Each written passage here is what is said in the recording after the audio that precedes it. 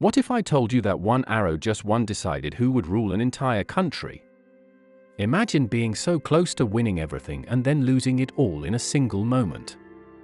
That's the story of Harald Hardrada, the last Viking king, and trust me, by the end, you'll see how one decision changed history forever.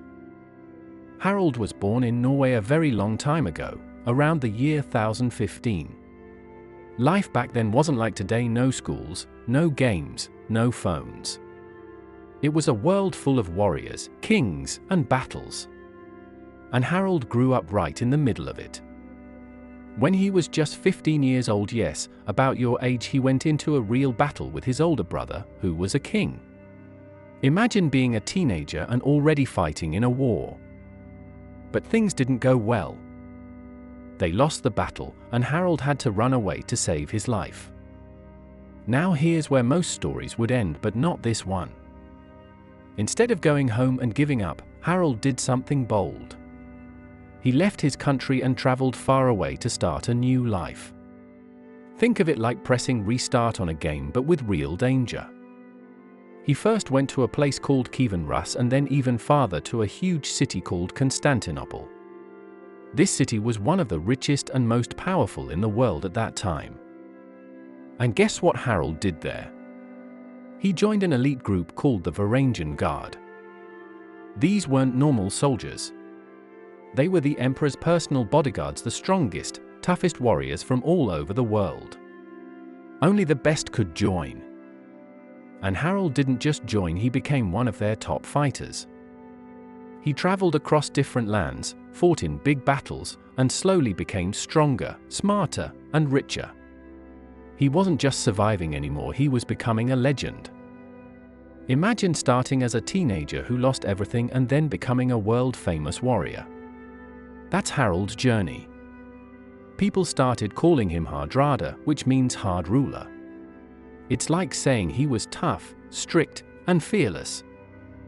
After many years of fighting and gaining experience, Harald decided it was time to go back home. But he didn't return as the same boy who ran away. He came back powerful, wealthy, and ready to lead. Soon, he became the king of Norway. Now most people would be happy at this point. I mean, being a king is kind of a big deal, right? But Harald wasn't satisfied. He wanted more. And that's where things start to get really interesting. At that time, England was one of the richest lands in Europe. It had money, power, and influence. And Harald believed he had a right to rule it. But he wasn't the only one. There was already a king in England named Harold, Godwin's son. And far away, another powerful man named William also wanted the throne. So now you have three leaders all wanting the same crown. It's like three players fighting for the final prize in a game, but only one can win. And Harald decided he was going to go all in. In the year 1066, he gathered a huge army of Viking warriors and sailed to England with around 300 ships. Just imagine that, a massive fleet cutting through the sea. When he arrived, he didn't waste time. He fought the English army at a place called Fulford and he won. It was a big victory. Fast and powerful. At this point, Harald must have felt unstoppable. Like nothing could stop him. But here's the thing. Winning once doesn't mean the game is over. After his victory, Harald made a very important decision, and it turned out to be a huge mistake. He thought the war was basically finished. So when he marched toward another place called Stamford Bridge, many of his soldiers didn't even wear their armor. Armor is heavy and uncomfortable, so they figured, why bother? No one's going to fight us. That one decision would change everything. Because the English king, Harold, Godwin's son, wasn't giving up.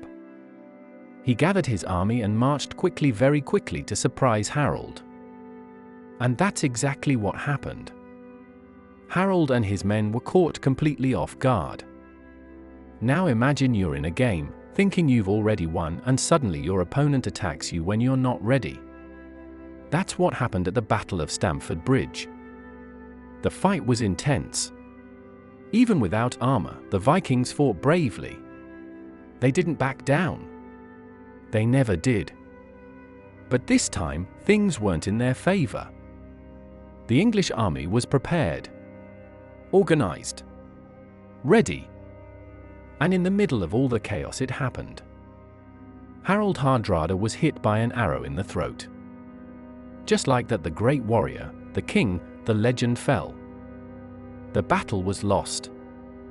And with it, Harald's dream of ruling England disappeared forever. Now here's the part that might surprise you. Just a few weeks later, another man, William of Normandy, invaded England and actually became king. Think about that. If Harald had won that one battle, if he had been more careful, if he hadn't made that one mistake, history could have been completely different. England might have been ruled by Vikings instead.